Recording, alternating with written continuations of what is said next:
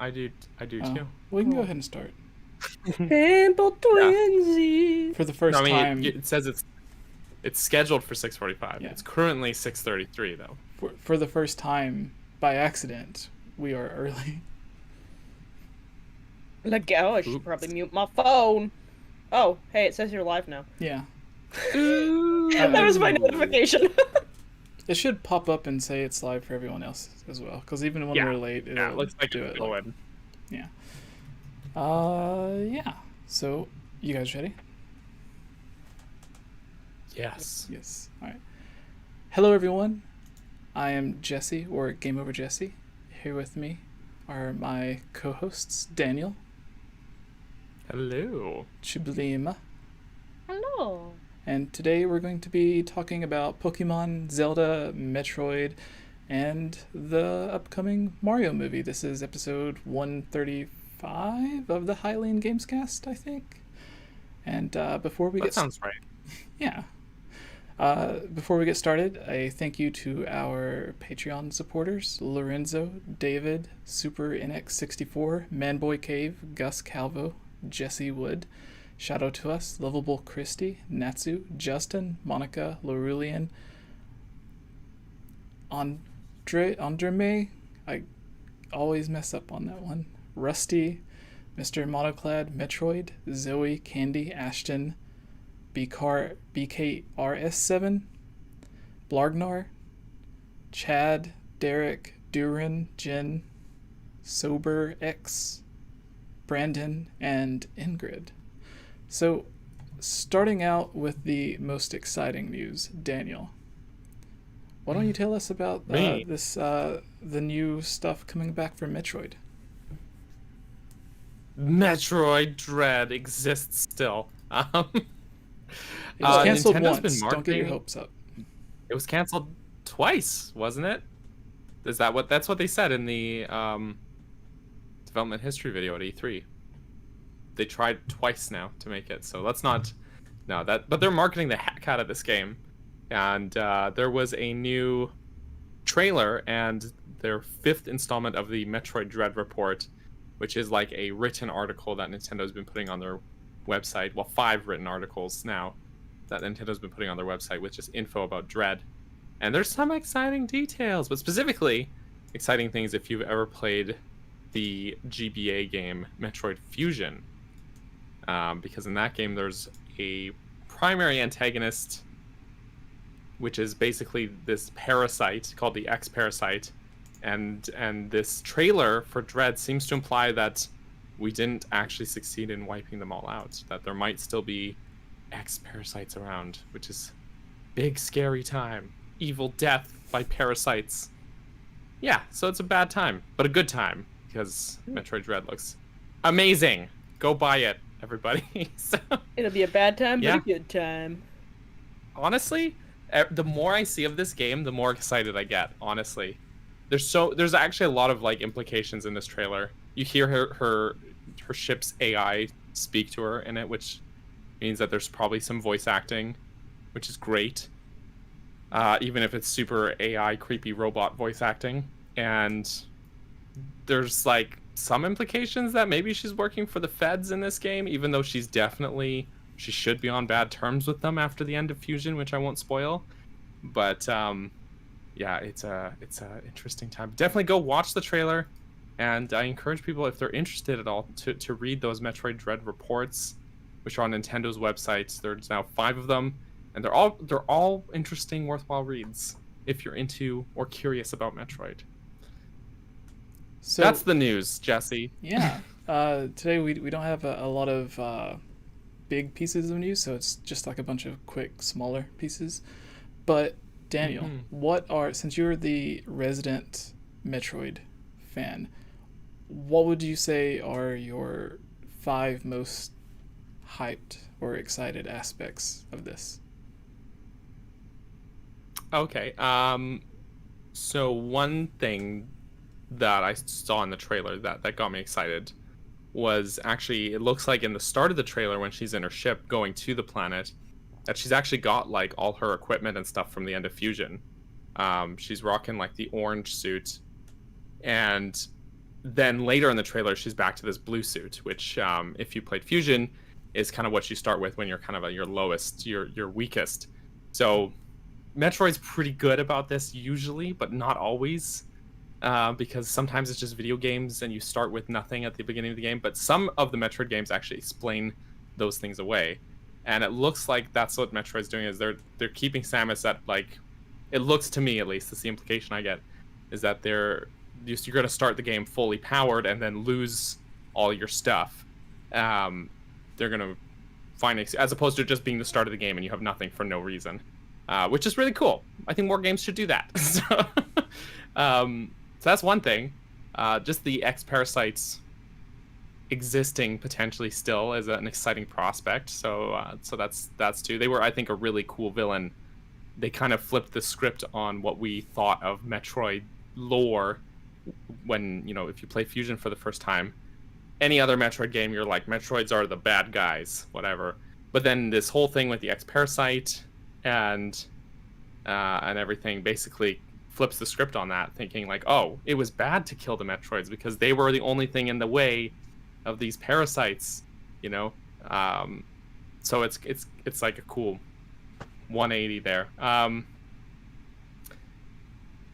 Had to be 5 things. It doesn't have to be. Adam, It's like a lot. That seems like a lot. Well, I thought Daniel was just There's going to be so many like 1, 2, 3, 4, I could 5, keep talking. like really fast. I No, can't it's just good. say like 5 things fast. I gotta rant about it. See, I thought you were just going to like start talking as if you had just drank 3 espressos. Maybe I have. All right. Well, our next piece of news. So this is. Thank God, I thought you were gonna ask me what I was excited about. Oh No. my God. No, Get excited. no. Our Get excited about something. the artists for the Zelda manga are having an exhibit, and if you guys don't know, there's a stories might be a bit odd in there, but they have to change it up from the actual games. But the artwork is always really cool and gives an interesting alternative art style to the games. And from Nintendo Wire, they say manga duo Akira Himikawa. I don't know how to pronounce it. What? Yeah, it's like they take there's 2 artists and they combine their name to make the fake name, basically. Oh, yeah. The pen name. Akira Oh. Himikawa. Yeah. Himikawa? What Chubes said. Have been penning manga adaptations of The Legend of Zelda for over 2 decades, and now their work will be getting the extra attention and appreciation it deserves as an exhibit at the Kyoto International Manga Museum featuring their Zelda art will open next month. Now, sadly, I don't think any of us are going to be going to Japan anytime soon, so we're going to have to miss out on this, but I'm hoping Nintendo or someone does like a video, like an official video going through and showing off a bunch of the art and stuff, especially to see some of the designs, like concept designs that went into the artwork before they settled on the official stuff, or ideas that they may have had that didn't end up in the mangas. So I think that'll be really cool. Our second piece of Zelda news is basically 2 original versions of the NES Zelda that was completely intact and not opened and sealed. Everything has basically sold for $1 bazillion. One sold for $870,000, and another that was found at Goodwill sold for $411,000. So whoever bought Was found at Goodwill. yeah. Okay. That's like you're going through a divorce and your wife knows that it's your most prized possession ever, so she donates it. Like, Right. How did it end up at Goodwill? A sealed copy of The Legend of Zelda? That's incredible. Also, how did none of those people at Goodwill go, wow, this is really cool, I'm just gonna keep it? Right, that's what I would do. Right? Maybe they were like, oh, this is an old game. It's not worth anything. This is junk. Oh, ew. Ew. No one's gonna want to buy this old game. Also, so I was shocked because when I saw your sorry, Jesse, am I interrupting? No, you're good. Talking? Okay. When I saw your like title for it there, I was like, is this like a troll title about a game selling for $1 bazillion? Like, I thought it was like one of those things that you just pop in there for something to be there. No, it was just an incredibly insane amount of money. This really happened. This really happened. It says a Florida dentist, Nairman, began stockpiling baseball cards in the early 90s before moving on to factory-sealed video games, of which he owns about 250, including a sticker-sealed Mario Arcade and first print Castlevania, and now an unopened version of Zelda. So I guess that's the person who purchased it. He beat out 144 other bids, and collectors estimate it an 8 or 8.5 out of 10 on how well it's been preserved. And it was donated anonymously, so I guess it was something kind of like Chube said, where someone just didn't know what they had, or it was a vengeful wife, or someone was just like, hey. Wait. Vengeful donations? It was a dentist that bought it? Yeah. Can I be friends with that dentist? I've Maybe. got bad teeth. He can treat me. Just move to Florida. Oh my gosh. I can't believe where all dreams come true. that they would Florida. sell for that much. That's crazy. Like, you could get like an average looking 2-bedroom apartment here for that much money. Yeah, you really could. Yeah. For which one? Honestly, the no, like, where I'm 411,000 from, or you the can- 800,000? Both. Like, no, well, for the 800,000. For the Where I'm 400,000, from- you're gonna get a 1-bedroom place. You could buy a house where I live currently for that amount of money. It wouldn't be the biggest house, but it'd be a house. Damn.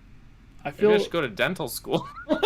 I just feel bad for the person who bought the first copy for 811 or 870 something, and then seeing this second copy go for like half the price, and basically like $500,000 less. And the first that would was bite. in July, and this one was earlier this month. So, yeah. Wow, though. Wow. Yeah. A Florida dentist. Maybe Geek can track him down. Steal it. Steal the copy of the game. Choops, do you want to take the update on the Mario movie? Yeah. Let's do it. I click. I click again. I click again. Alright. Ooh. Super Mario movie from NintendoEverything.com. Super Mario movie from Illumination, seemingly directed by Teen Titans Go producers. Didn't watch that, but I think that's exciting, kind of, maybe. I don't know. Maybe, who knows? Who knows? Teen Titans Go producers Aaron and Michael will be directing the Super Mario movie from Illumination, according to an animator working on the film. The staffer has that information listed on his LinkedIn profile. However, there's been no official announcement yet. That's ballsy. They haven't fired him. Both have worked on a number of different animated television shows.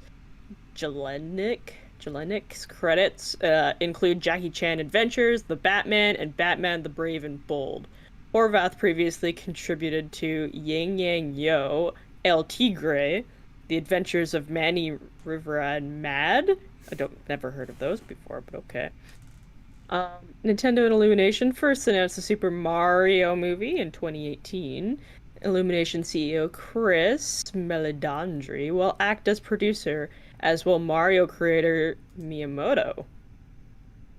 See, that guy himself has extra reason to be fired, because if Miyamoto's involved, you have, like, head Nintendo ninja there watching over. That's true. The Grandmaster himself.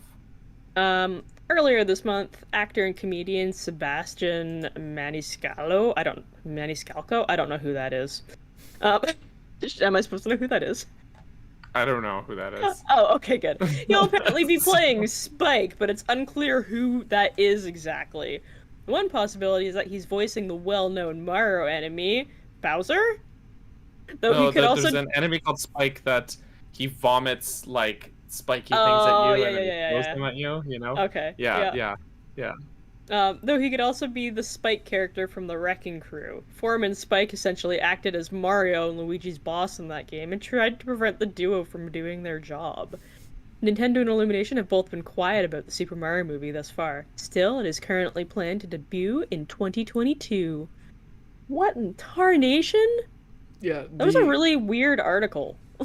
That was. The craziest thing that I remember reading about the Mario movie is that they said at any point, like in the contract or the deal that they made, Miyamoto, if at any point feels that it's not going to end up being good, even if it's like a month away from release and completely finished, he can just pull the plug and not let it release or start over. He's got that Nintendo Ninja pull. Yeah, which is kind of the Nintendo way. Just like, wait till the release date comes and be like, nope, 2 more years. Yep. Yeah. Boy, oh, we've heard that one before. Daniel, would you like to take the Pokemon pre-order one? Well, there's 2 pieces of... the pre-order, okay. You don't have to go through all of it. Sure. Just mention like what each of the stores are giving out for the pre-orders. Yes. So, for the divisive game known as Pokemon Brilliant Diamond and Shining Pearl, I guess I should say games, plural then, right? We're less than 3 months away from the release of them. And, of course, you know, you get these pre-order bonuses. That's just what happens with retailers. So, this article comes from Nintendo Wire. And it reads, the long-awaited journey back to Sinnoh is almost here, as we're less than 3 months away from the release of Pokemon Brilliant Diamond and Shining Pearl. All this excitement will help to keep us warm in the chilly region. But if you need a little extra incentive, then we're happy to help. Multiple retailers are offering pre-order bonuses, though there's a slight catch. It seems these bonuses are focused on the Brilliant Diamond and Shining Pearl double pack, bundling both games for $119.98. The double packs are not like a new thing, though, right? No, they've had them for a long time. They did that? I have one right behind me. Even the Oracle games had a double pack. Right. No, I got the Sword and Shield double pack, so it's But I mean, like, that's so that I could play at the same time that my kid was gonna play, because I knew that that's how it would be. So, if you were planning on picking up both, regardless, or have needed a little extra push to convince you otherwise to double up on the Gen 4 releases, here's what ordering from certain stores will get you while supplies last. Even without a physical bonus, there's a mythical digital benefit to getting in on these remakes early. So Pokemon Center, which is Pokemon's own storefront, is offering a trio to go along with the pair. Those who pre-order the Pokemon Brilliant Diamond and Shining Pearl double pack will receive 3 plush keychains based on the Sinnoh starter pack, or the Sinnoh starters, sorry, the Pokemon starters, Turtwig, Chimchar, and Piplup. They're actually pretty cute little stuffies. They're pretty cute. Yeah. If you pre-order from GameStop's double pack pre-order will include the retailer's recurring Nintendo bonus, a pin set. Rather than the starters, this set focuses instead on the legendaries Dialga and Palkia. So you get nice shiny looking pins. Shiny pins. If you pre-order from Target, this will grab you an exclusive journal. Actually, wow, that one's like probably the nicest one so far. It's like a really nice like a Moleskine journal First of all, excuse you. I think that the little clip-on plushies are better. Okay, fine. I like the journal. Okay. I like the journal. It looks like a really nice Moleskine sort of journal. You know, it's a good one. This sparkling booklet is I always thought that too until one day I noticed the E at the end, and I was like, oh shit. So sorry, yeah, continue. Yeah. Anyways, it's shiny. It's a fancy looking journal. Anyways, it does have the 3 starters on the cover as well, which is nice. There's in-game bonuses that you can get for pre-ordering as well. So if you pre-order the game either digitally or physically, you'll get some in-game goodies. So you'll get a Manaphy egg. I don't know what. Oh, Manaphy's a mythical Pokemon. Is it a mythical Pokemon? I don't know, Jack. Oh no, you'll get 12 quick balls. I just read down. It shows down there. Oh, it does. 12 quick balls and 200 Pokeballs. Gosh dang. But it depends. There's a bit of a chart. It depends if you go digital, retail, or digital or physical. Which ones? You won't get all 3 unless you digital pre-order the double pack. If you just pre-order one or the other, then it looks like you get like some of them. So either way, you'll always get the Manaphy egg, but the Pokeballs differ. And last, but certainly not least, a special Nintendo Switch Lite, which they showed off during the Pokemon Daniel, Presents. we have a super chat. That has the. Oh, we do. From Virum Verby. You go ahead, read it, Jesse. Oh, okay. They say if Ocarina of Time HD does come out, what's your best guess for when? I would say either this holiday or February. 2023. I think they're gonna stick to their one Zelda a year thing. That's how I'm feeling right now. And if they do, they got Skyward Sword this year, the sequel to Breath of the Wild next year, and Ocarina of Time will come in just in time, you might say, for Ocarina of Time's 25th anniversary. Oh. It's an interesting guess. That's my guess. I could be way off base though. You never know. What do you think, Chewy? I don't know.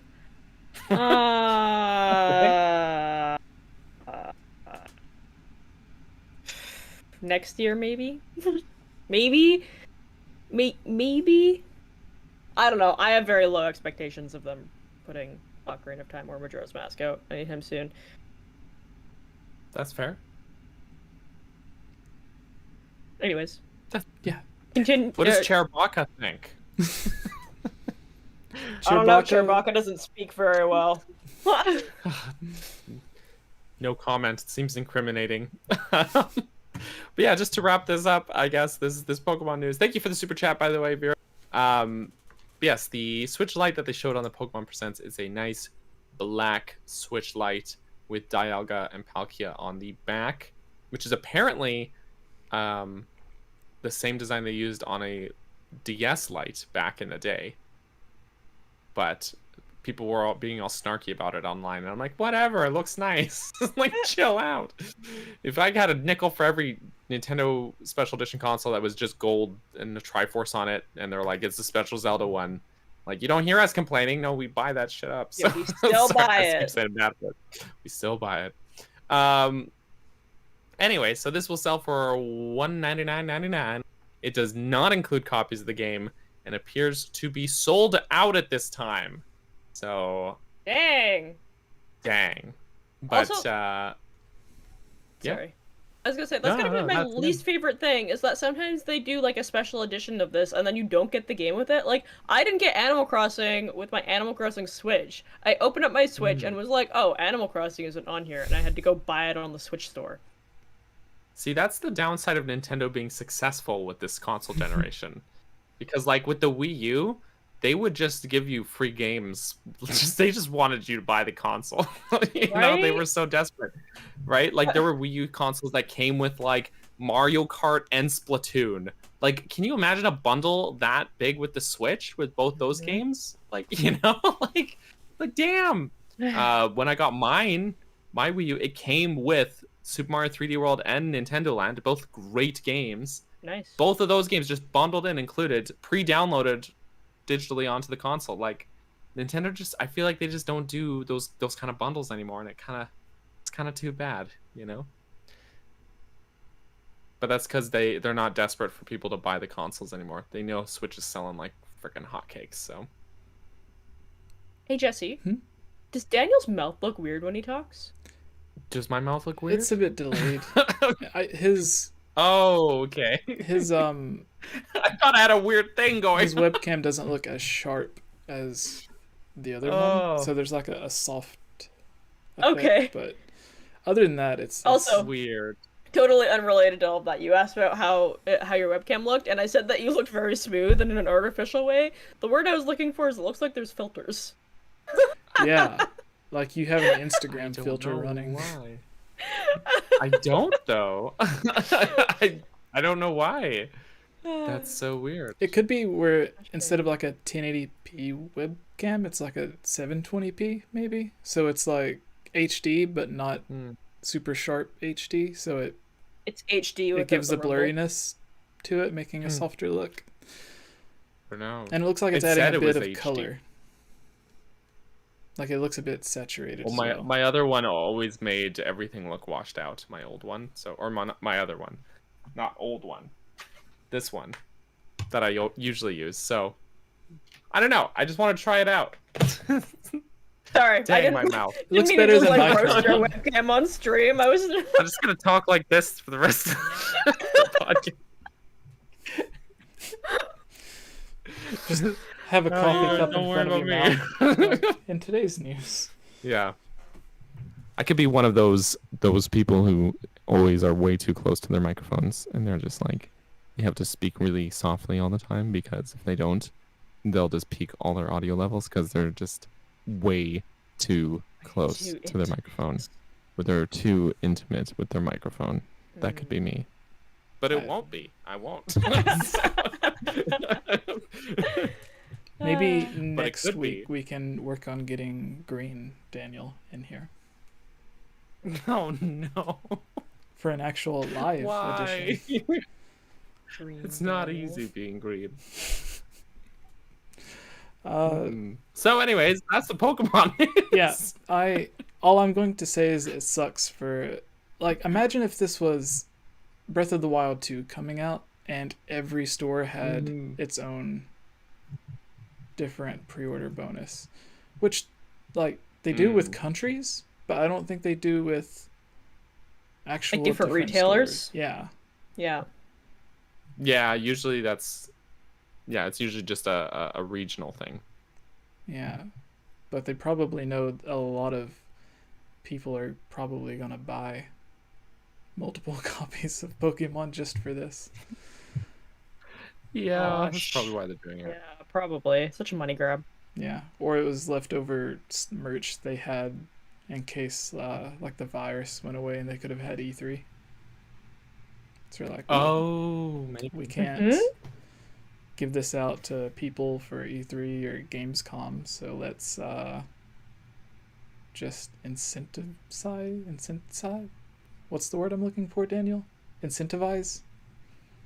Incentivize. That is the Yes, word That's it. you're looking for. Large words. I cannot pronounce any of the Pokemon names, but our other Pokemon news, stay with me on this. There's going to be new regional forms of various Pokemon. Yes, they have. Yes. Big Bird. Growlithe is Big the only one Barb. that I know. Well, there's the There's Braviary. You can pronounce it? Basclogium. What Basclogium? No, flat. Basculegion. Basculegion. Basculegion. That's what I was trying to That say. sounds right. That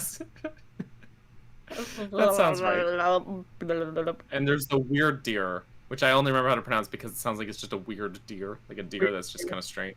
This is a weird deer. Also, Hey, you see like that the deer? Pretty weird. new Braviary. Big Bird. I'm interested to see if there's more of those that hadn't been revealed during the Pokemon Presents. So like later I hope reveals so. or yet to be revealed? Like when we get the game comes out and we Oh, start playing. okay. I like a little bit of mystery to my games. Yeah, I imagine they will be. It'll be crazy if they bring back the. No, I don't think they could. If they had Gigantamax in this game, because that's supposed to be like a new thing that was newly discovered, right? In the Pokemon lore. Yeah, that's very Yeah. Galar specific And this because of is these long energy ago. pots in the Galar region. Yeah. Yeah. Yeah.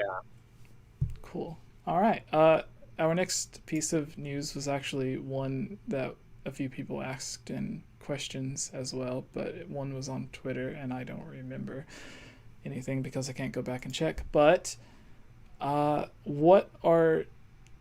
so there's a Nintendo Direct rumored for September, I think, next month.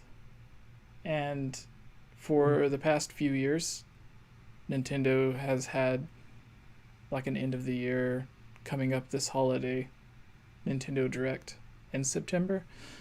So to make it a bit quicker, what are 2 things that you guys would like to see if the Direct does happen? Animal Crossing update.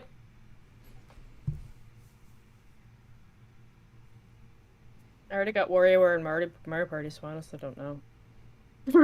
There was it a demo for WarioWare that came out? There's a demo out right now, yeah. There is a I'm demo. Yeah. not gonna play the demo though, because I love waiting. I love savoring those precious moments for when I get to play the whole game. Understandable. People that played WarioWare demo early should just be put in jail. Right next to That's right. Waluigi. Oh yeah. Would Waluigi be a good or a bad cellmate? Oh well, I guess And who it would be depends on better, how Waluigi or dominant a Wario? force you are. What? Who would be what? Oh my goodness. I don't think that's the question he was asking. Wait, what did Daniel say? Also, he was being sexy. Yeah, like- it was. Anyway. Oh. Oh. Well, Luigi's got a really big nose, so I think that he'd really suck to be around, because he probably would leave his big boogers everywhere. Bigger nose means bigger boogers. Right, Daniel? Yeah. He'd be like, I I gotta don't blow know, my wait. nose and then use a whole How roll dare of you. tissue paper. Sorry, what just say? I said he would be like, I need to blow my nose and then use a whole roll of tissue paper. Oh god, maybe. Sure. But I- he's so skinny, he can just sneak out. Like he can just squeeze between the bars and just go get you whatever you want. But he you would know? be like one of those Like, cartoon characters. Want to go get a pack of smokes or dry ramen noodles, and he'll just squeeze between the bars and go get some in the middle of the night for you. The good thing about But it only Wario you. is Uh-huh. you would never get bored because he would be like, hey, do you want to play this game?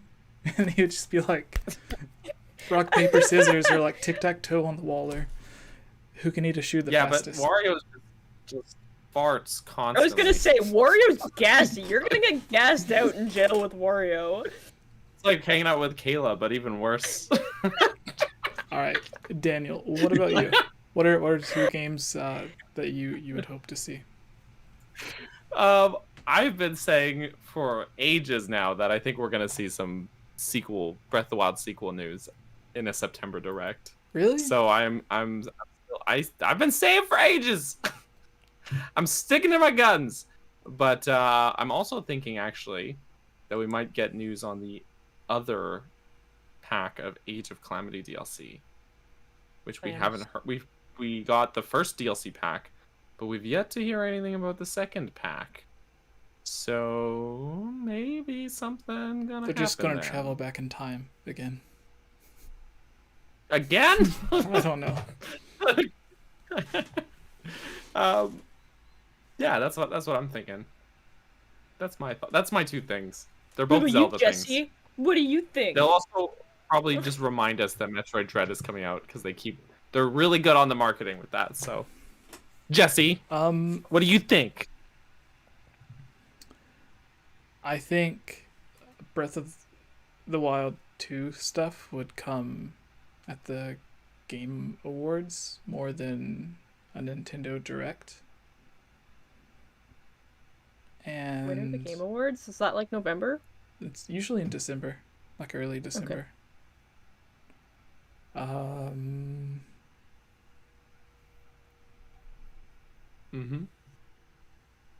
He wasn't expecting us to turn the question around on him. No. I was trying to think this when I don't. The next Smash Bros. Character is supposed to come out. Do we know? Like the final. What now? The final Smash Smash character? Bros. Character. There's one left to be revealed. Yeah. So, it would be ideal to have it there, right? Maybe, unless they want to drag it out a bit. What if? Yeah. What if they announce it, and then they announce another DLC pack? I will personally go to Japan and tell Sakurai to go to bed. I'm gonna tuck I think him he's in. already said, though. You're gonna tuck him in. Yeah, but I'm gonna tuck him in, put a Mario hat on him, and tell him it's time to go to bed. he's also It's time quit to have video games like a dozen times. So True. Too But no, I addicting. think he said outright, like, this is it. No more after Fighter Pack 2. So I don't think we're gonna get Fighter yeah, Pack they 3. need to get started on Smash Bros. Super Ultimate for the next He Nintendo will. console. He needs a break. Give the man a break. He needs a nap. And, Oh, I know. I'll tuck him in with Link. He can have Link when he goes to sleep. Oh, Aw. nice. Link was here, but he just left his clothes behind. Oh. There's his undies. No. Oh. This was actually, if you guys remember the first E3 we went to, when I had that weird video project plan with Daniel. This was the outfit I had planned for him. Well, we can always Not the undies. put that on the, Not the undies. We- just the let's put it shirt. on the back shelf for next time we can all be together in person. Yeah, 3 years in the 4 or 5 years in the making. Yeah, someone in the chat says he said no more DLC for Smash. But I mean, how many times does people from Nintendo say they're not going to do something and then they do something? Like with Brawl, That's like. What? What? I think you just like stopped talking when I said something kind Oh, of. I was going to wait for you to finish. Oh, I was just gonna say like it's kind of like Miyazaki being like I'm done with anime forever, and then he comes out with a new movie.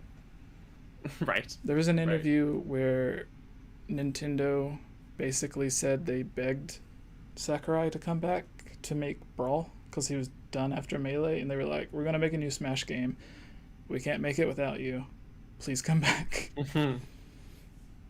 We'll give you." Disrespect is if they decided to like do another Smash game after, and like Sakurai says no, and then they try to get someone else to do it instead of him. Oh, that would be so mean. But I think I'm questioning like how much he's gonna want to stick to it after Ultimate. Like he said outright that a while back in an interview that he was really passionate working on Ultimate because it was Iwata's like last request to Sakurai was to make Ultimate. So he like put his all into it in honor of Iwata, which is just like the most tear-jerking story about a video game I can think of. And but like that this almost feels like Sakurai's going all out trying to make it like almost his swan song. But I don't know. Yeah, he it's hard to say because with Smash for Wii U and 3DS, I think that they announced the game and then asked him to actually work on it. I might be wrong on that. I don't know if I'm remembering this correctly, but I remember reading somewhere where they like announced it at E3, and he was like, "Oh, okay, I guess they're working on that." And then they came up to him, they're like, "So you're gonna make these games, both of them?" That better not be true, or I'm gonna be really mad at Nintendo. So with the Final Fantasy, sorry, Daniel. No, go ahead. I'm done. I was gonna say they did the same thing with the Final Fantasy VII remake, to where after they released Final Fantasy 15, but before they announced the 7 remake, the director, it was the same director for both, but he didn't know he was going to be working on the Final Fantasy 7 remake, or that it was going to be in production at all, until he seen the trailer on screen during E3. Oh, And then he seen his name pop Really? up on it, and he was like, I guess I'm working on that now. Oh. Yeah. Well then. So my other thing is a Star Fox game. What about Star the Fox. Star Fox game? That's my second pick. Oh. I forgot we were still on that. Yeah. Star Fox. Honestly, no Star Fox game will ever top Star Fox Adventures 64? for me. Oh, okay.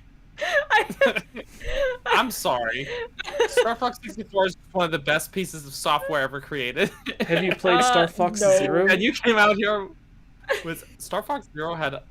Okay, there's so many problems with this conversation. Star Fox Zero had a lot of potential, but it was really held back by like a really steep learning curve with controls. You know what I mean? They Like just if you went got all good out at the with the controls, gamepad. it was amazing. But yeah, you had to like really learn the controls in a way that was really unintuitive. But 64 is a masterpiece. It really is. Yeah, no, it is really Star good. Fox Adventure had some potential. Okay, so I would have it's- liked to have seen it. It was the Wind Waker like the engine. Dinosaur Planet thing. What? Oh, it did, yeah. But you know, like there was the Dinosaur Planet like beta that got released, right? Yeah. And it was like really close to like Tony I think did they a said few there was videos that on build it. during. Yeah, I believe it was like during that transition period where they were starting to change things over to Star Wars, but they still had a lot of Dinosaur Planet stuff, and it was a bit of a mess. It was but I still was running on like- 64. It was still running on the N64 at that time, and it looked really similar to the final game, just N64 graphics, Yeah. but still all the voice acting and everything. And I kind of just like that really just made me wish that they hadn't made that switch. That's like just this weird hang up that I have is like I feel like maybe I'm romanticizing things a bit, but like that game was fun, it was good, but I feel like they should have just kept with the original characters that they had planned for it, you know?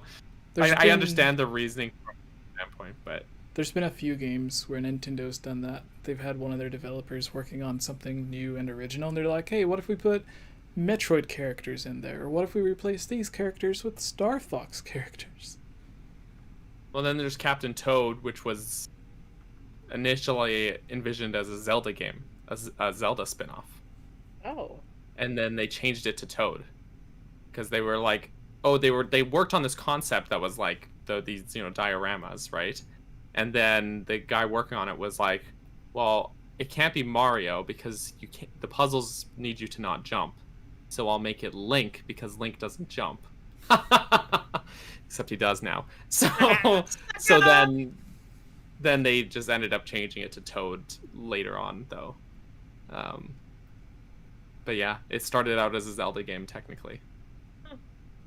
Weird, right? That's so weird. Weird. So weird. The Star Fox Zero should come to Switch, since you mentioned it, Jesse. But they need to fix the controls first. There is That's a all. strong debate on whether or not the Moonbase pack-in game was actually the better game or not. Oh yeah, because it's basically like tower defense. Yeah. That's a good point. It was okay. Yeah, so I guess we're ready to start doing the questions. Yeah. Yeah. So, hello, everyone. This is the end of the podcast, the Zelda mailbag. We've been going for an hour and a half, it says. 45. Why does it say an hour and a half for me? I think I don't Daniel know. is messing with my computer again. Or maybe close Stop to it, half Daniel. an hour. We started, it was like 6:35. It's While- 7:17. Time traveling.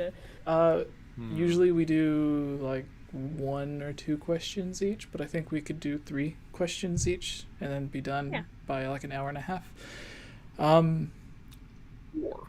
So while we're waiting on your questions to come in, and you can tag one of us if you want, a specific person to answer the question, or just to help us see the question better. But before we do the questions, our sponsor of today's podcast is brought to you by Daniel's Patreon. Why don't you go ahead and tell people about your Patreon, Daniel? What? And I'll expect the I didn't know that you were $500 sponsoring the PayPal podcast. deposit in about an hour. I didn't know that I was sponsoring the podcast either. I have one.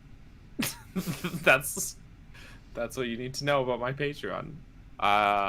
Since I've been put on the spot here, I make videos, and people on Patreon get a week early access to them, which means pretty much every video on my channel is a week when it gets uploaded. But that's that. Great. Sponsorship over.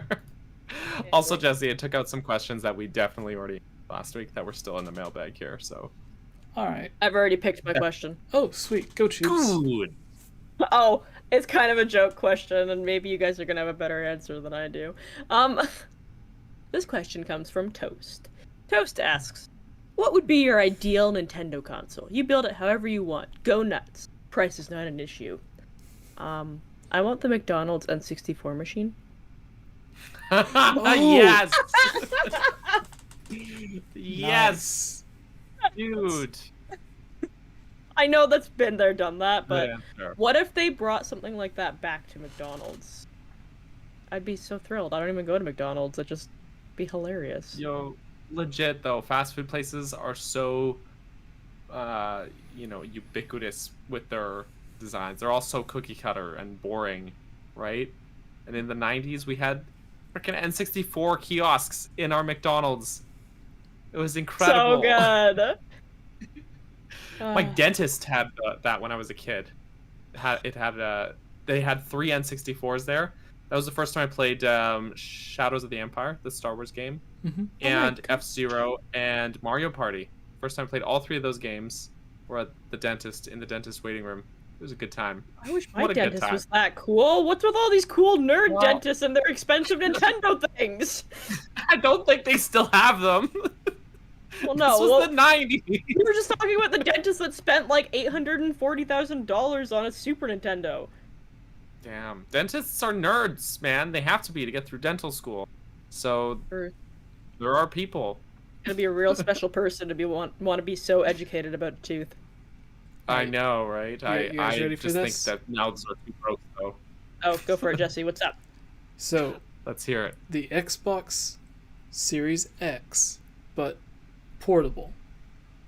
Like the same, but portable. Because if you can pay like $20 and it'll let you enter dev mode on your Xbox. And then you can legally, not illegally, legally run this crazy emulator thing on it that'll let you basically play any retro game all the way up to like the Wii, maybe even later, I don't know.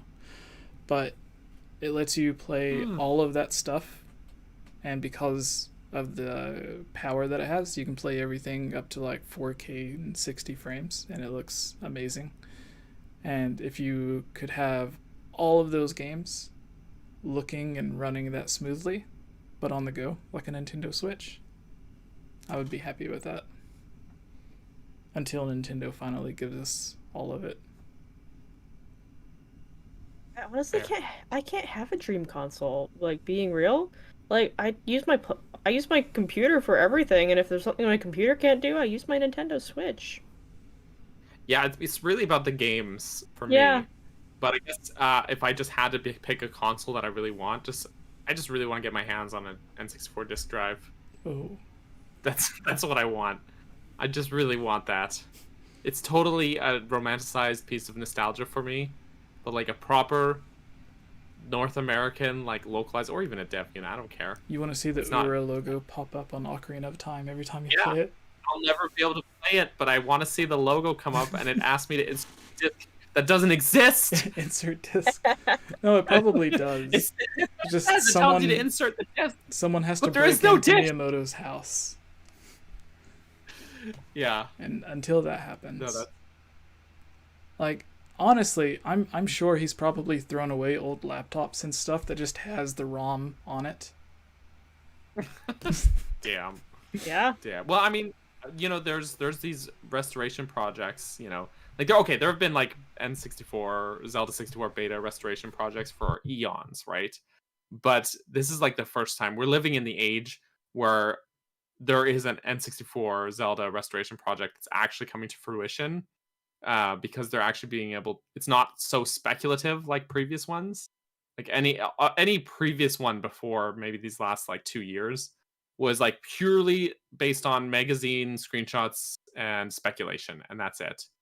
And this one they actually have things like from the Giga leaks and that F-Zero cartridge leak that came out, and they can actually build things like not build but like restore those old maps and stuff from Ocarina of Time beta, and it just is incredible. It's just incredible. We got sidetracked here, but I just want to play that stuff, guys. No, one of our friends, Zell, is going through and doing a bunch of it, and then Tony at he's Hard for working on that. Games is showcasing a bunch of it on his channel, which is really, really cool. And they're Though Zell has his own channel too, and Yes, he has does. he's criminally low sub count. So, considering all the amazing work he's doing for the Zelda community, so pretty cool. Yeah, it's I don't think I know who Zell is. is a Uh-oh. user from Twitter that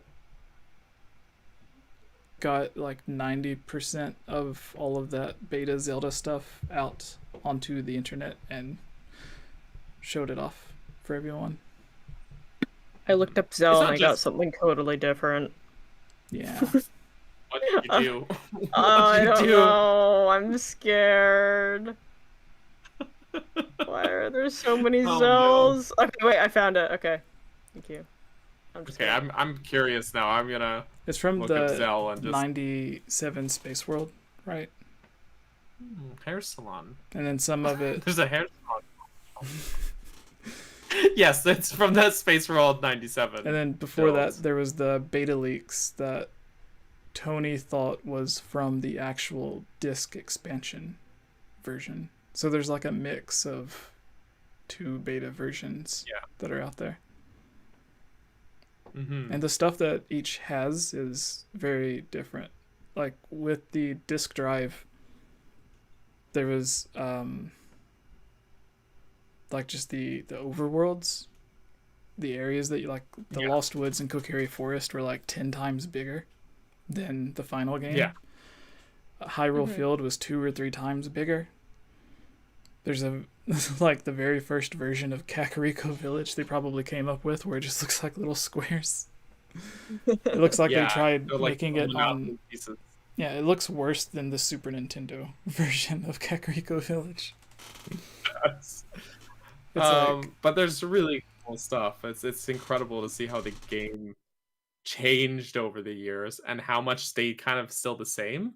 Like you see all like all of the details got smoothed out and everything, right? But and obviously things got more polished and refined and tightened up, you know. But like the basic skeleton was there, you know. Like when you look at the really old Hyrule Field in that beta, the really old version, it's like a completely different, you know, different levels of elevation in the terrain, different textures completely.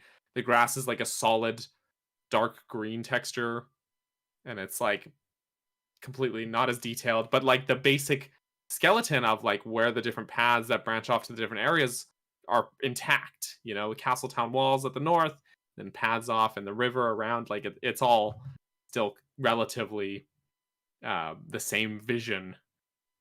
It's really cool. And also like a bunch of stuff that ended up from those old betas that ended up in Majora's Mask, which is really neat. The Nintendo doesn't let any good ideas go to waste. So yeah. Anyway, sorry, I'm ranting. We've already covered that stuff in all other videos. Maybe someone should go if you're curious about that, people watching, go look at those old videos. Yeah, I I made some of them. we have a bunch of those. Yeah, whenever that Zelda 64 thing happened, Daniel was really great at helping get some of the videos out, because it was like every day there was a flood of new content coming out and translations and stuff. Like, my favorite thing was that Ganondorf apparently had a closer relationship with Din, or presumably, because she was like the goddess of evil and she was red and everything, and that's what the statues in the Spirit Temple was originally. And then Zelda directly, like, she didn't just have a random flashback memory thing when she talks to you. It's like, hi, I had a dream about you and the evil man, blah, blah, blah. And the original, it was like the goddess Nehru spoke to her and was like, hey, this is going to happen, and then gave her the vision. So I've always wondered since then, since like all the main characters aside from Link has like their weird connection with the god or goddess, would Link have had his connection somewhere in the game? But sadly the script doesn't seem like it would have, but it should have, because it would have made sense. I don't know. Yeah, if there is a version that we get next that's like a random Zelda beta demo is found somewhere, I want the version where Child Link just isn't in the game. Oh, really? Yeah, the That's first version. Be looking at some really old builds. Yeah, that would have been like 96, maybe. When you just had like the A and B buttons. Right. Because that version of Dodongo's Cavern looked amazing. The huge one, like it's like unreasonably massive. Yeah. Yeah. It's like, but what's cool is there's like this echo sound effect in there that's not in the retail game, but it makes sense because it's like this huge, massive cavern. It's so cool. It's amazing to see just how ambitious the Zelda team was even back then. Yeah, with how big they wanted this world to be. Not even just the dungeons, but the overworlds, the different areas, the dungeons, the story, the weapons, everything. You could have like take it and piece together like 3 or 4 different versions of Ocarina of Time that would all have different stories, different beginning or ends, different dungeons, different overworlds. But it's like all the same game, but it's like it would be like 3 or 4 different, completely different games. Anyways, the next question. Yes. I seen one in the live chat. You've seen questions. Oh god. No. No. Oh, I'm muted. That's an old one. There's a throwback. Oh no. Do you think there will be a Metroid 2 collection for the Switch? From Matt. Right. A Metroid 2 collection? 2D collection. 2D collection. 2D collection. Oh, it's just the second Metroid of each series. just yeah, it's a Metroid 2 collection. You get Metroid 2, the Game Boy game, and Metroid Prime 2. and Metroid Prime 2 Electric Boogaloo. Yeah. I forget about Yes. that one. And then like half of Samus Returns. Yeah. The demo. Just a demo. I would love a 2D collection, but I don't think it's gonna happen. It's really Nintendo blah. Yeah, that's really high hopes for a game that they basically forgot about and kept canceling and canceling and I don't think they.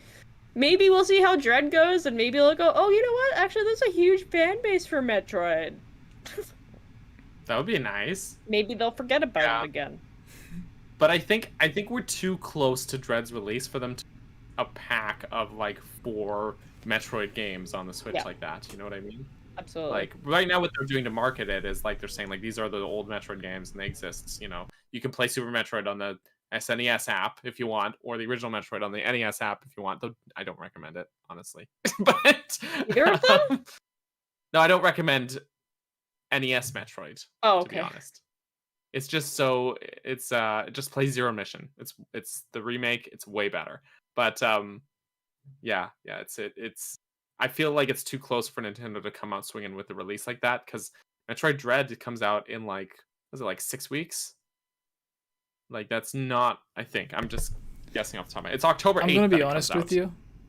I thought it came out August 18th. So I went to GameStop, and when I did not see it on the shelf, I had a moment where I was like, okay, I just need to go back to my car and start crying. Oh no. But no, it comes out in 6.5 weeks. So I mean, like that's just too little time for them to release a collection. But yeah, maybe after Dread, if Dread sells well enough. I think the game needs to. There's talk of like Nintendo having set like a threshold for it, like they did with Fire Emblem, where they're like, if this is the swan song, unless it hits 3 million in sales, which, yeah. But so far the pre-orders and stuff are looking good, so that keeps me optimistic. High hopes. I hope. Mm-hmm. What we really need is another M remake. I don't think we do. Choose. Do you have a second question? Me? Yeah, you. Where are you? Oh, wait, no, Daniel. What? It's Daniel's turn. What about? And it would be the third question. Thank you very much, Jesse. I guess he meant a second one that you picked. What? I thought Daniel already had a question. Did you not give one? I didn't. That's okay. I'm not worried. I'm really not. Just I'm very stressed now. Okay, I know what happened. You were just... Yeah. You talked longer than us, so I just assumed you were the one that asked. Wait, did you not ask that question? You asked the question! You asked I just asked a question. Yeah, it was about but before Metroid. that, we were talking about Zelda 64. I thought Daniel asked... Yeah, because I asked a question about my ultimate dream fantasy machine, and it was the N64 machines and McDonald's. Wait, the Zelda 64 all the Zelda 64 stuff came off of that McDonald's? Yes. Yeah. That's how this podcast goes.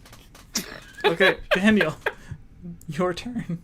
I can tell you guys about my nightmare about whales and how they apparently don't like swimming in milk, and you guys would still pull Zelda out of that somehow. You know, there was a Zelda game based off of nightmares. No, Daniel. Nightmare is the final boss in Link's Awakening, And there is a whale in the game. I'm gonna go die now. No. Okay, Daniel. There's a question in our mailbag from the user TRV. That's the username, with periods in between. As to what are the chances of Nintendo releasing a Switch model geared more towards players who prefer to play docked?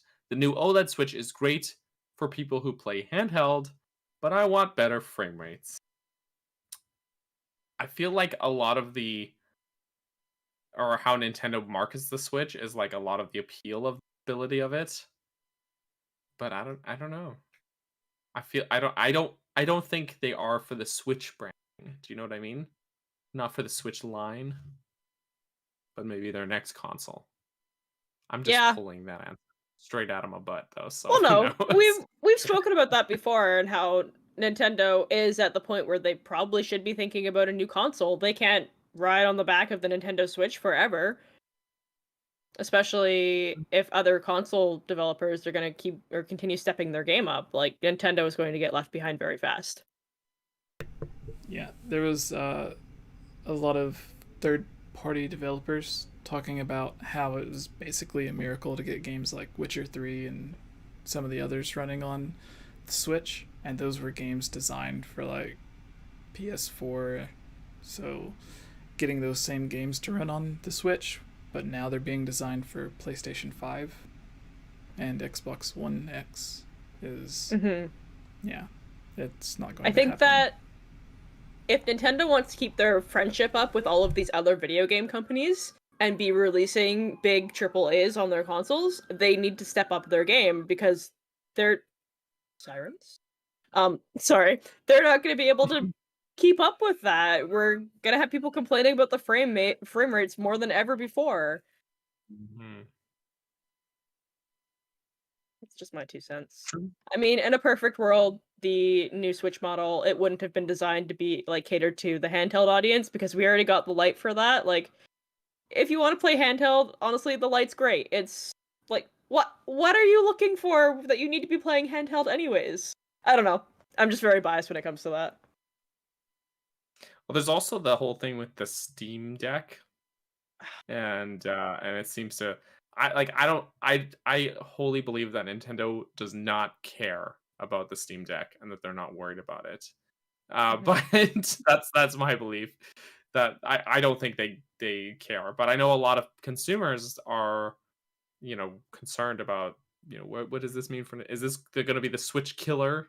That kind of thing. So I don't think so because Switch already has this huge install base, and you can basically just play Steam games on the Steam Deck, right? Yeah, So exactly. you already play those.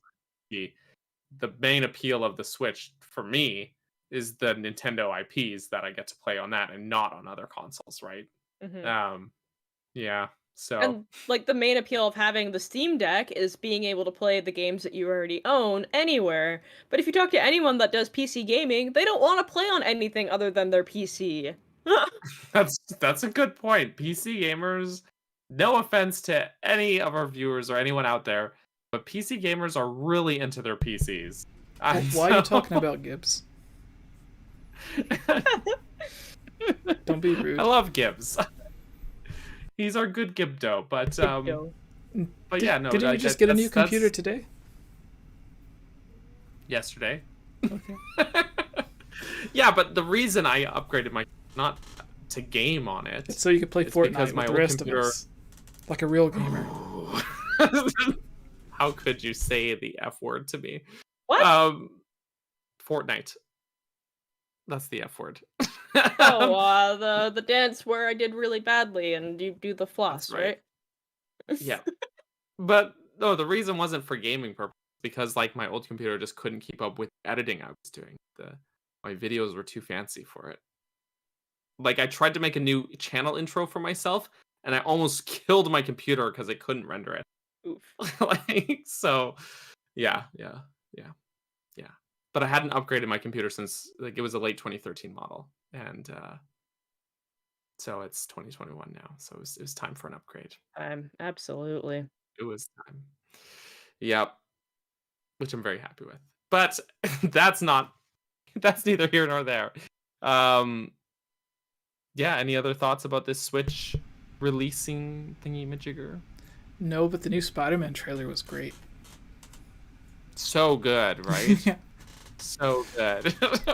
No. Didn't watch Did you not see this? I'll do that after. Yeah, you've got to. No, it actually looks really good. It's got me really excited for this movie. So, back to questions. Yes. Tubes? Yes, hello. Is it my turn? Maybe. Am I wrong again? Wait, we already answered this one. I'm deleting it. No, it's my turn, unless you want to go. No, you can go. I mean, this is a really quick gimme, and we can honestly just answer another one right after. Gabriel Crossing asks if we think the Joy-Cons for the OLED model will be any better in terms of Joy-Con drift. No. People have already looked at it, and they are not changing the way that the Joy-Cons will be in any which way. They're going to be exactly the same. It's the same. Yeah, they're the same. Yep. No difference. Yup. Jeffrey says, I would like a Link Between Worlds and Triforce Heroes ported over so Triforce Heroes could have a better online co-op and better single-player experience, like more hearts and stronger effects of the outfits, and they could add more to both games, extra dungeons. So, wait, that's not a question. That's a shout-out for new video comment.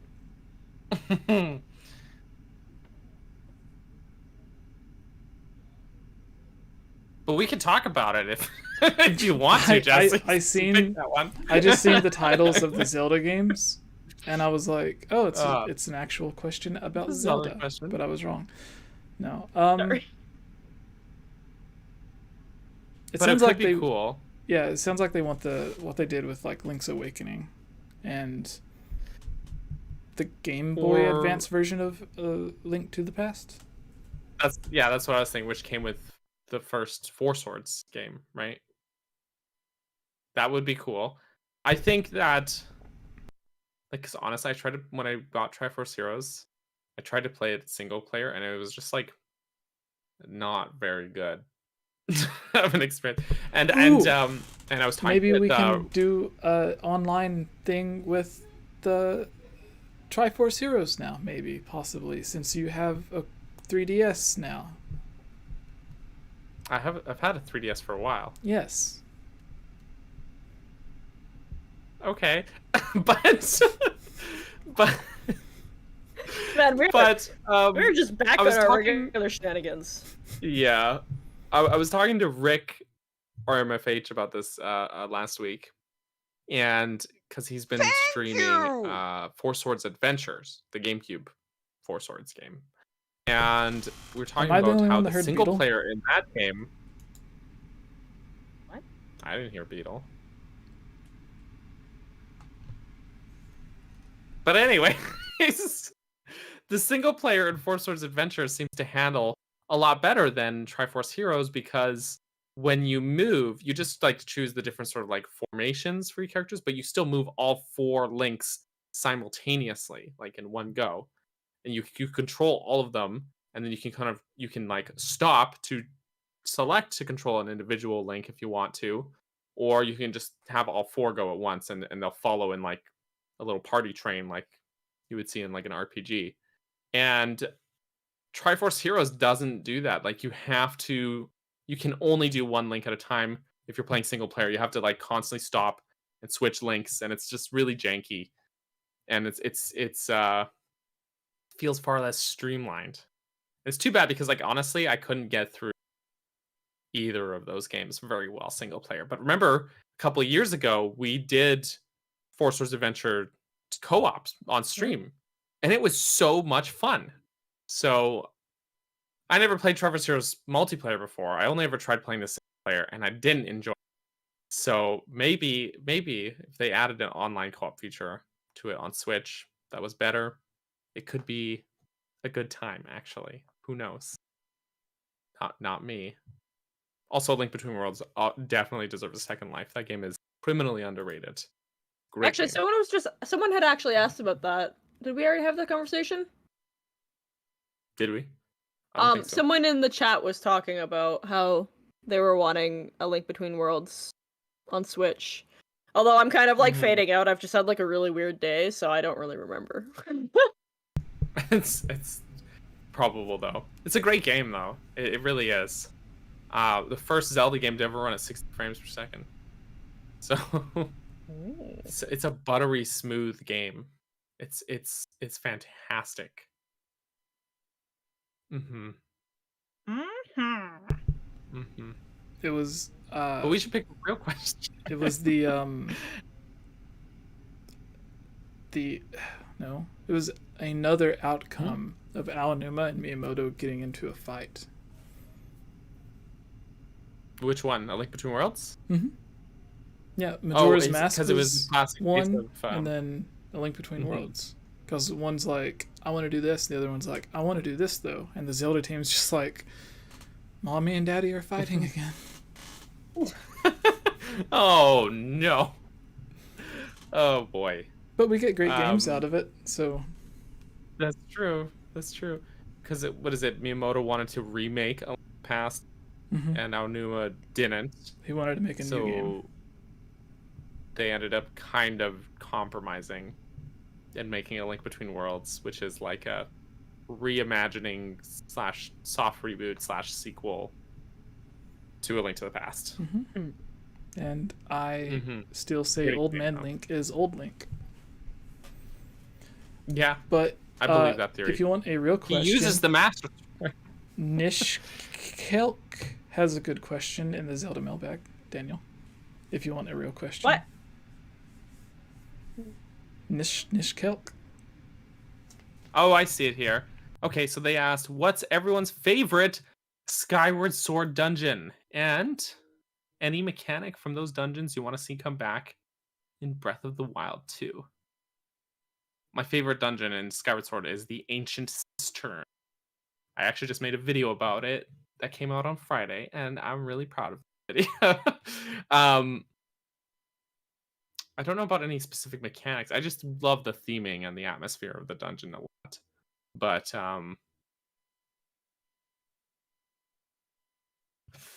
it's not specific to that dungeon, but time shift stones in Skyward Sword are freaking amazing. So it'd be really that, but Are there any I time doubt it. shift stones in that dungeon? I doubt it.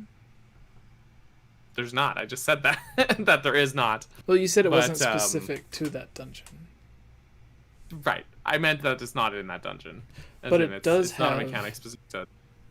A really cool thing where it's like half shadow temple, half water temple. Mm-hmm. Yeah, I mean it's a jumble of things, but not in like a messy way. It's incredibly cohesive, but it's really, there's a lot of ideas packed into it. Do you know what I mean?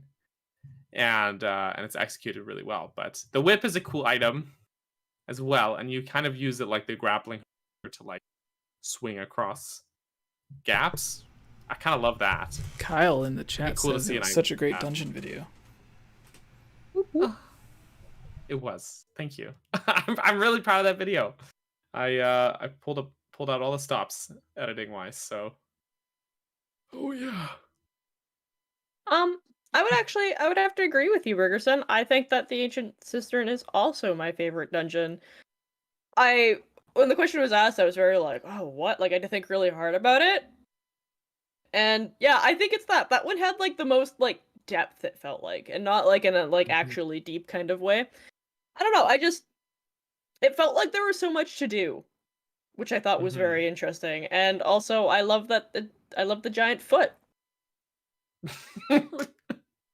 How did I not see that coming?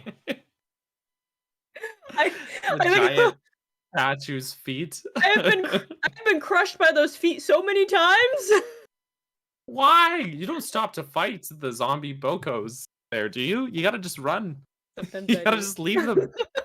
They get crushed. They get stepped on. Yeah, I think like just thinking about it, like I have like the best memories of that dungeon. Like the first and only time that I've streamed that dungeon, it was a really good time. I just love it. I think it's great. There's the part in it where you have to climb up the spider's thread out of the basement. And I remember the first time playing that on the Wii years ago. I was home alone. It was late at night. It was probably like 1 a.m. I was like playing it in bed. You know, pretty typical routine for me when Skyward Sword had come out. And that part of the game, like the zombie bokoblins, they start like climbing out after you and they grab onto you and you have to shake them off. It scared the bejesus out of me. Like, Oh, like that bejesus. part, it got the adrenaline going, you know? God. It's great. That really, dungeon really great. is designed after an old Japanese story. Called The Spider's Thread.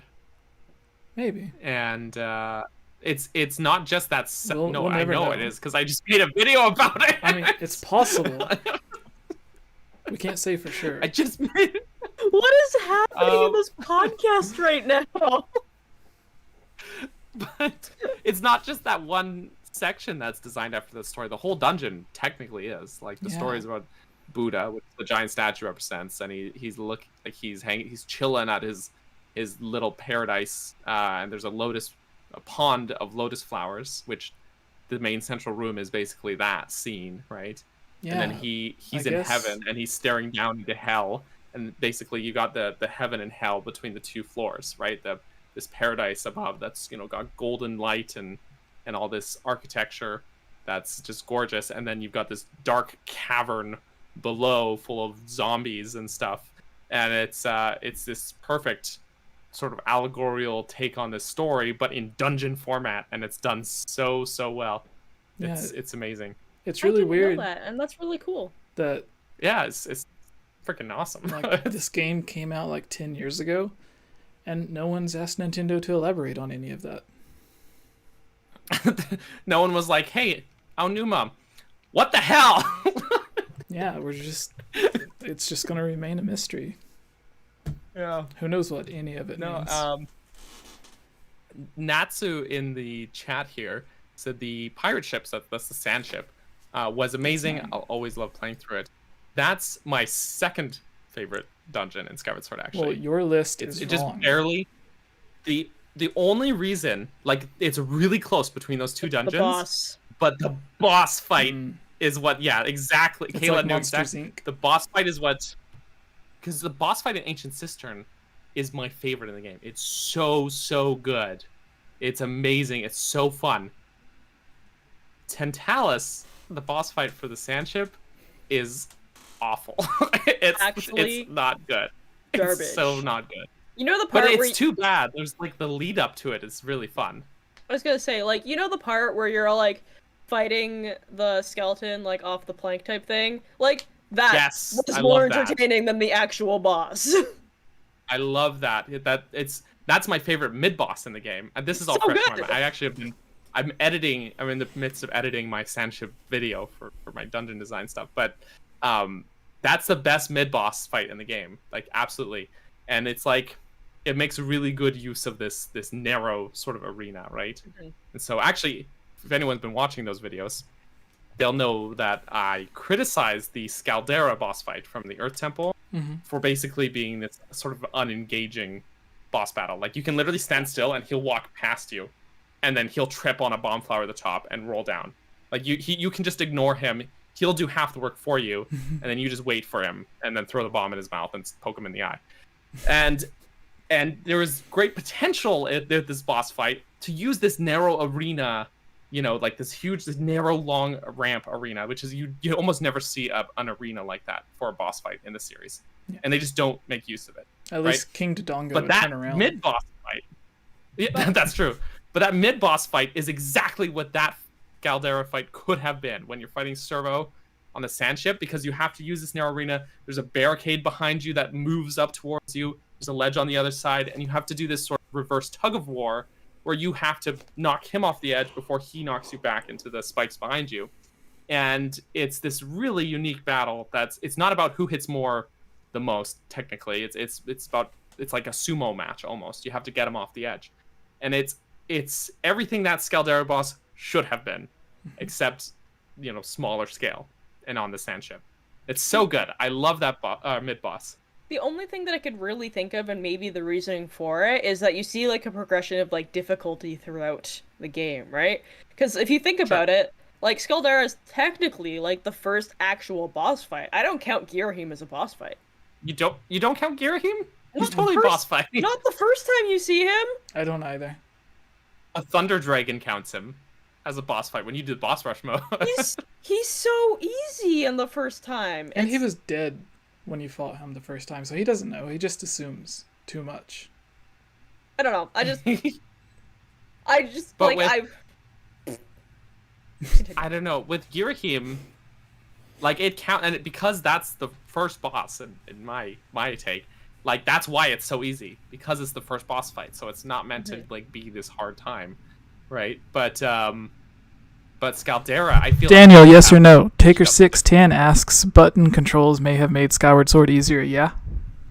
Yeah. Oh, they totally do on Switch. Okay, cool. They absolutely do. Cool. Haven't played it with button controls yet, but yeah.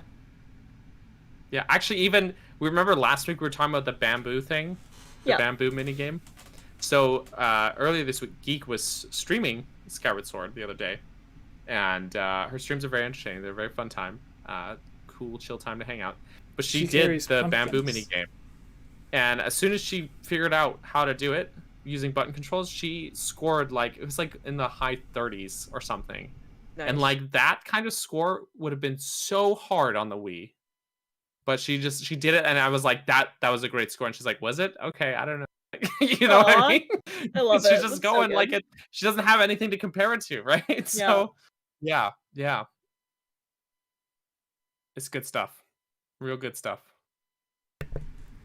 I am really embarrassed to go back and read it, but when the game originally came out 10 years ago, I was an editor for Zelda Dungeon, and I had to do a dungeon ranking for the website, and I put the Sand Ship as my number 1. And I'm going to Google and see which one I thought was the worst real quick. But until then, Choobs, do you have your final question picked? My final question. I'm going to delete it before you. Good plan. Actually, this one from Andy here we already answered. I'm going to take that one out too.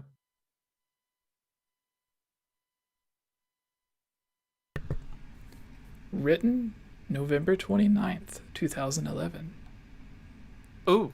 It went Leneru Mining Facility, Skyview Temple, Earth Temple, Sky Keep, Fire Sanctuary, Ancient Cistern, Sand Ship. Wait, you put Leneru Mining Facility at the bottom? Hey, I was 20. Don't stop screaming at me. How dare you be 20 once upon a time ago? That's just a... Really, though? Yeah, let's see what I said about it. Why? Why at the bottom? Not only did I find this the most challenging... Oh, I remember why. I remember. I don't want to talk about it. I want to hear about it! No, okay, so there's a part in the... where you have to blow the thing, and it spins the thing, and then the thing opens. Mm-hmm. Mm-hmm. Right. And, that's why? No, so I didn't see that thing that you had to... I didn't know you had to blow the thing. And I kept going back and forth through time with the time shift stone, trying to figure out how to get past the thing. And it never... I just never seen the thing. And, yeah. Oh, it was the only dungeon that I looked online to see how to get past it. Because I was stuck for 6 hours in that one room. Sweet, beautiful child. Yeah. Okay, so this is what I said.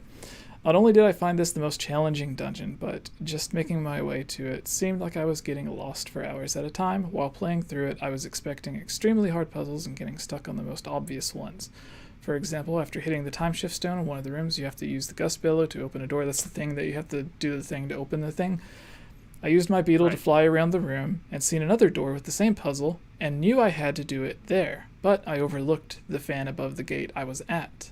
All the obvious in-your-face puzzles were so simple, I ended up overlooking half of them. But they were simple.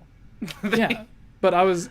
So no. It was challenging trying to get to it because you have to make your way through the desert. And then once I actually got in the dungeon, I was like, if getting there was this hard, then the actual dungeon's going to be really hard. And then I kept on looking for really extravagant puzzles, but it's just you have to blow the thing.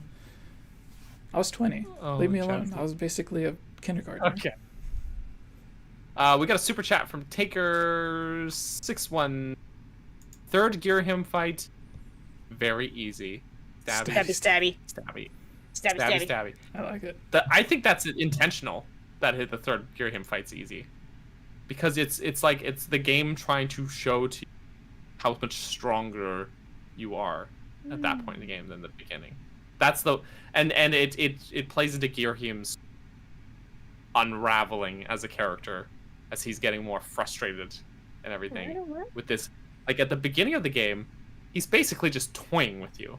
I have no doubt that he could have killed Link at the beginning of the game, but because he's like a cat playing with his food, he just chooses not to for whatever reason. And then now he's all frustrated and flustered because he can't, and he's getting his butt beat by this kid. But also because you've gone through all this game, and now you've got the true Master Sword.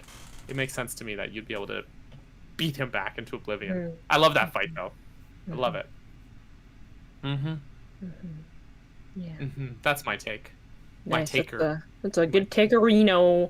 Shinri asks, Reese? I don't know. Game over, Jesse. Do you think that Sidon, Teba, Riju, or Yonobo will have a major role in Breath of the Wild 2? I have no idea.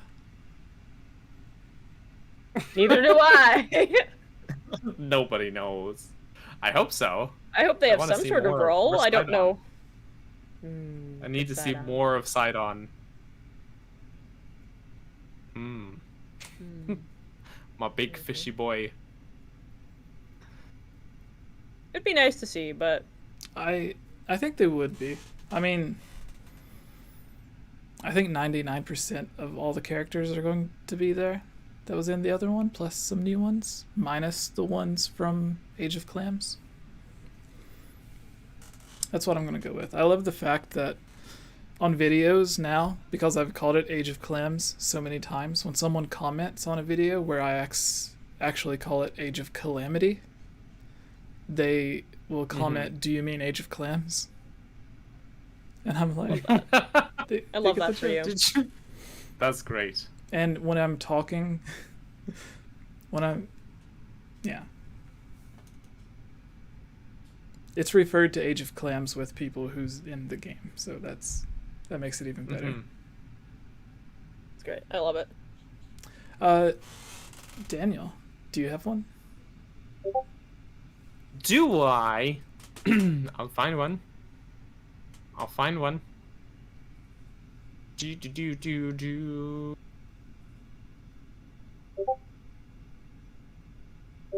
Sorry, I had to deal with something else, but so I wasn't looking at the question. But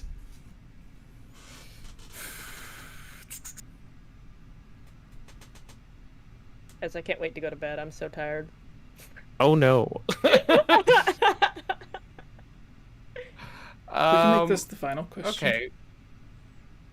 Yeah, if that's cool with you. I wouldn't mind. You know? Cool. Well, there's two that I'm trying to decide between because they're both good questions. Shoot, we should just do both then. Maybe. Oh, okay. All right. Well, then the first one from Break the Game BTG asked, which Zelda, in your opinion, I guess which game, not character of Zelda, has the best world building or character development with the player and NPCs, and which is your favorite NPC, not counting the mainline characters, Link, Zelda, partner character, etc. So there's this Pokemon called 𝐓𝐻𝐻. This Pokemon? No, not 𝐓𝐻𝐻. No. 𝐸𝐸. I was talking to it was during one of my friend Sophie's stream, and we kept on joking calling 𝐸𝐸 a Pokemon, and I put it out on Twitter. So then Joe replied to it and was like, "Can confirm 𝐸𝐸 is not a Pokemon." And I'm like, He is not. I'm like, You're summon Joe just so he can call you out on your nonsense. Oh my gosh. that was the thing. I don't even That's think so I tagged funny. him in it. It was just like a random tweet, and he's like, "No." He's no. That's even better. That's No. That makes it so much better. No. Oh dear. But 𝐸𝐸's This is a good. hard question. 𝐸𝐸 is good. So Choop, go ahead. For me, this feels kind of like a no-brainer and maybe really cheap, but I feel like the answer for me would be Breath of the Wild. There are so many side quests, there's so much that you get to learn about everyone. Like, it is one of the games where pretty much everyone is very, very, very well-rounded. Breath of the Wild. Have you played the original Zelda? You can't go more in depth than what they did with the old man. Yeah.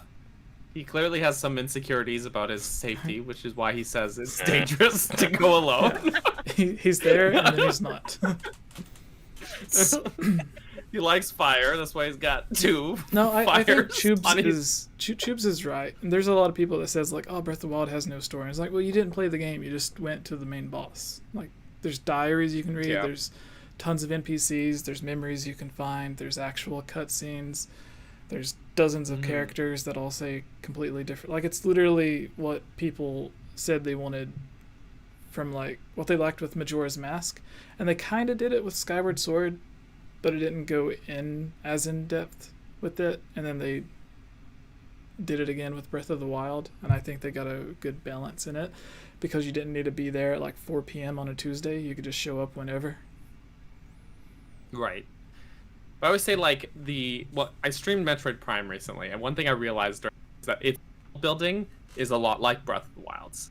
there's not very many. There's like no dialogue in the whole game. Everything is either subtext or like journal entries, lore things that you find and you can read that are optional, right? Just like Breath of the Wild. But people praise Metroid Prime for its world building. They love it. They say, "Oh, this game was amazing for its time. It was cutting edge. It had this scan feature, and it was all innovative and amazing." Breath of the Wild does the same thing. Everyone's like, "This game has no story," and it's like, well, no, it's just that you're maybe you just played Red Dead Redemption too much, where the story is really in your face with these very scripted, well, completely scripted cutscenes that are mandatory and all that stuff. And that's fine. That I love that game. It has its place, but not every game tells its story the same way. Breath of the Wild does a lot of that through subtext and through its world design and everything, right? So, yeah, I don't know. It's just something I noticed that I think people got too used to the way that the Zelda narrative was through games like Twilight Princess and Skyward Sword, which were very in your face with their dialogue and their cutscenes and the story being like teased out to you in this very linear way. But Breath of the Wild has incredible world building. There's so much attention to detail. So I definitely agree there. I was gonna say Majora's Mask actually until you guys started talking about Breath of the Wild, and then I was like, you know what? Yeah, I think it does win. I think it does win. I mean, Majora's Mask is also a really good kind of follow-up, though, because they also, despite, how fast that game happened and just the time crunch behind it, like, the amount of world building that went into it was really well done. And this is coming from someone who doesn't even like the game. Yep, you heard it here probably 1,000 times. I hate Majora's Mask. Worst game ever. It's so good, but it's so good. Messing with you guys. But no, it's if someone donates, I know. If someone donates $666, 𝐓𝐿𝐷 will have a 6-hour marathon of Majora's Mask. Good. Might not get very far.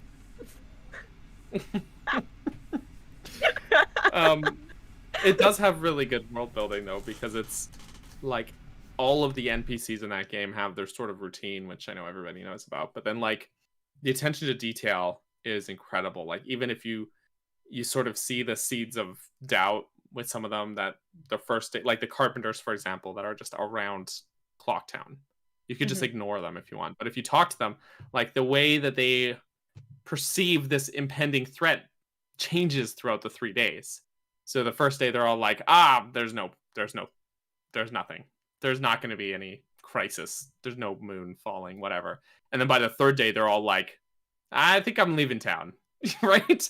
And then you have characters that, like, if you go, the postman, like, he is having this mental breakdown on the third day.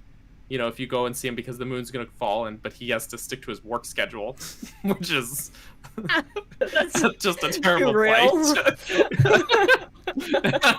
But in the back of his mind, he knows no one's going to be there to read the letters anyway. Right? End of the world. But he's better scheduled show up to work. He's scheduled to work tomorrow. Yeah, it's this whole thing. But yeah, just like just like if you go around and talk to people on the first day and then the second day, even the third day, and then the final hours, like after midnight on the third day, they all have different dialogue and they're all the different stages of this, crisis that they're going through. It's so messed up. It's so good though. And then there's the whole thing with Pamela and her dad. Like in Icana, the little girl with her dad who became 𝐓𝐿𝐷, and so sad. She locked her dad in the closet and like it's just like so messed up. It's amazing though. It's so good. So yeah, I can speak for game. Most people when I say I would be at the milk bar getting drunk with the others. Like the mayor's wife. She's all like posh and proper during the day, and then on the third night, she's there just getting toasted on the at the milk bar.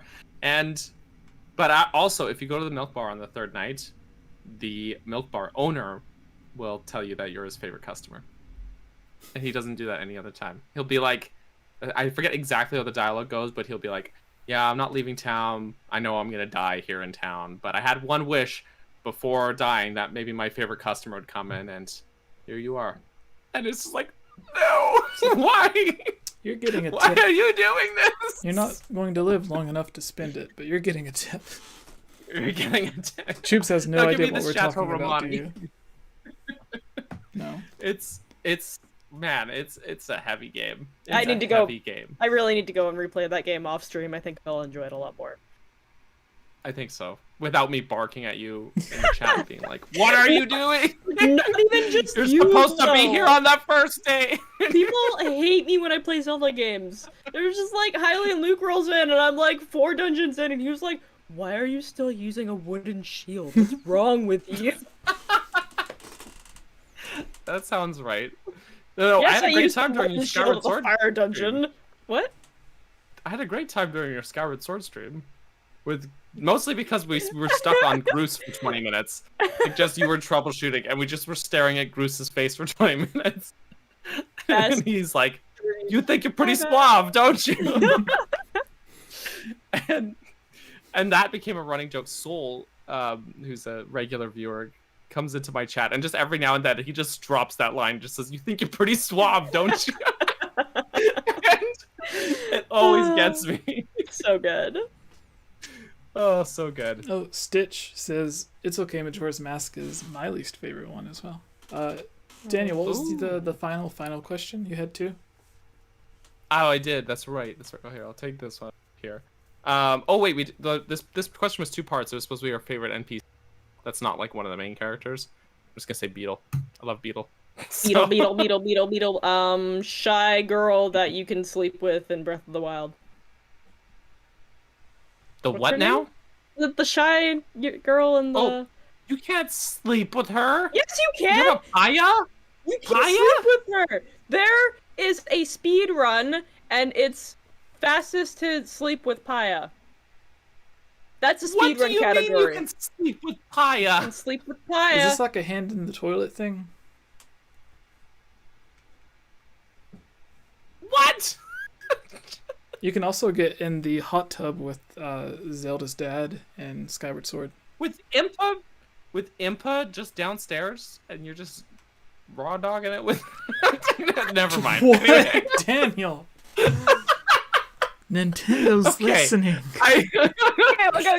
Okay. I'm over exaggerating. You don't actually, but it is actually a speedrun category. Is fastest to basically you do all of the side quests with Paya, and I think the last one you do is you like take her into Impa's house and you put her to bed, and then you wait by the fire. That's not the same thing. Oh, no. Earlier there was a question about side characters. I didn't completely answer, honestly. Not Yunobo, but that guy in Breath of the Wild whose wife dumped him because he has too many chickens. Oh yeah. Yeah. I feel that. Shoot. Oh, Oh man. no. Oh no. Anyways, what's your next question? So this one's a bit more speculative, but this is from Aiden D'Souza.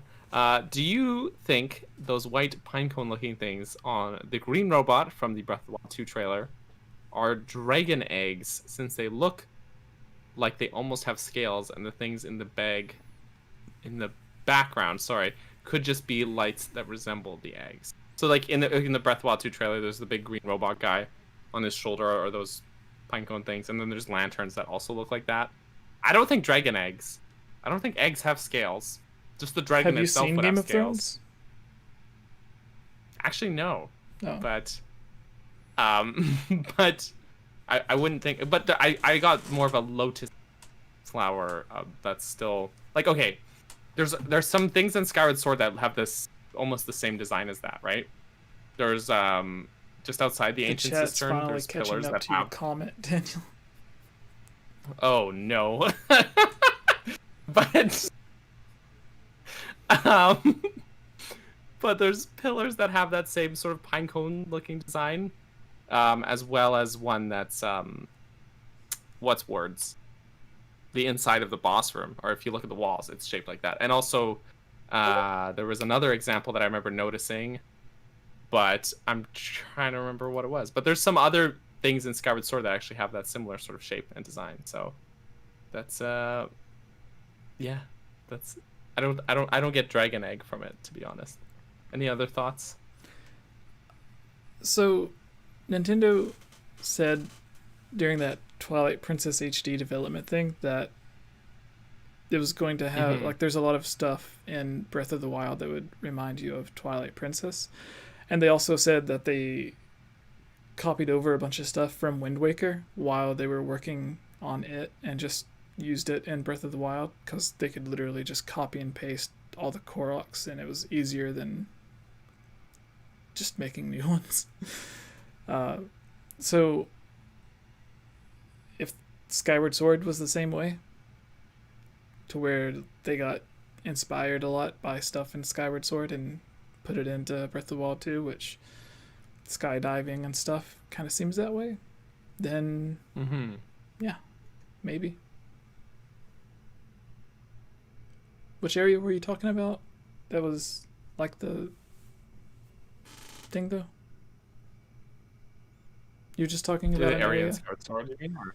Yeah. There's a few places in Skyward Sword that have designs with, or are parts of their architecture, I would think in and around, just outside the Ancient Cistern, and even some parts inside where they have like pillars and stuff that have that sort of pinecone shape design on top of it.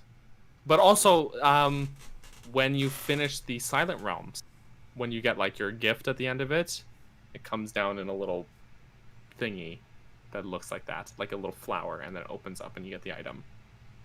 Right? Yeah. Food for thought.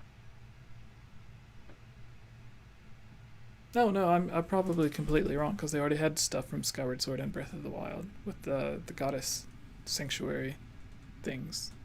That's true. They had a lot of Skyward Sword stuff. Just ignore me. I don't know what I'm talking about. It's okay. I usually do. So sorry. I love you. Tubes, robot guy. Thoughts? Eggs? Dragons? Game of Thrones? I have no thoughts. I don't do anything theory related. Zelda I don't know. and Link get together, start dating, and then they find out that one is the other's aunt. Stop. No, nuh-uh. Nuh-uh. All right. Yeah, I don't actually know how to play Legend of Zelda, so you can't ask me theory questions. I've never played a Zelda game in my life. Well, another question. Tubes, where can people find you if they want to go check out more of your stuff?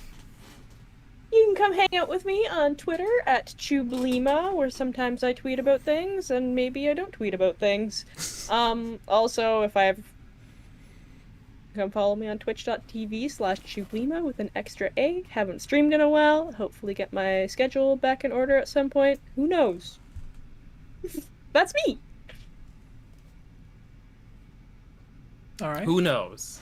Alright, Daniel, tell us. Wait, about first, you. Tubes. Yes. When you do start streaming, what game can people expect you to stream? Oh, Never heard of it.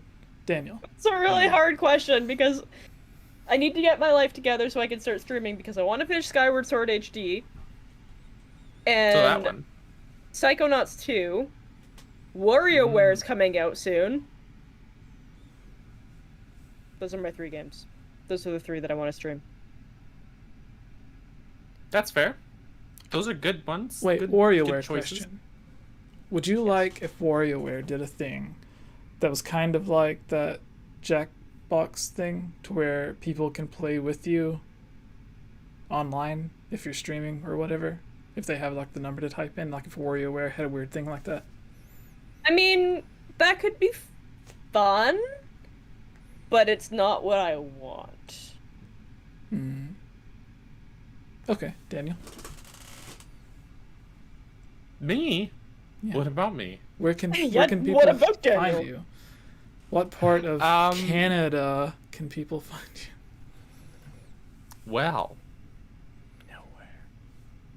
It's a mystery. No, all of the social medias, everything is at Capt Burgerson. That's CAPTBURGERSON. Like there's the captain, and there is a burger, and that's my dad. I'm the captain. My dad is a burger. Anyway, so I love how it's the you can follow same my every Twitter time, but for- slightly different. Yep. It's like, mostly because I forget what I said last time.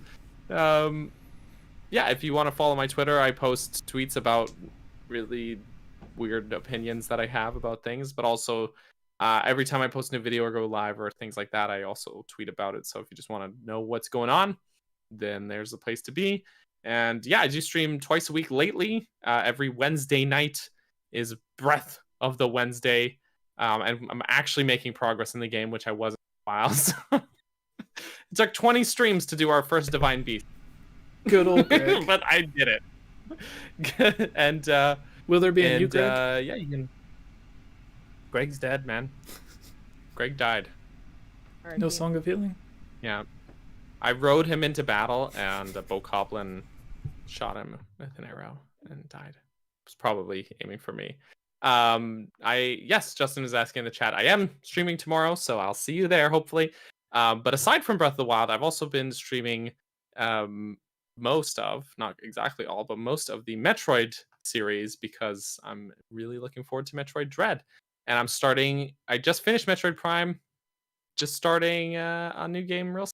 So this Friday, Saturday, this Saturday, come join me for some Metroid. It's a good time. But that's me. That's me. Oh, don't forget my YouTube channel. I didn't say that, but it exists, and I make videos about Zelda, and specifically Zelda Dungeons. But I actually have a not dungeon design video coming out on Friday, and it's gonna be a good time. We're talking Zelda theories. Everybody loves Zelda theories. So I'm putting out 5 of them this week. Oh, as one video. 5. I may know one video, about this video. 5 theories. Yeah. I may have an it's gonna be inside fun. scoop if someone wants to send me a DM.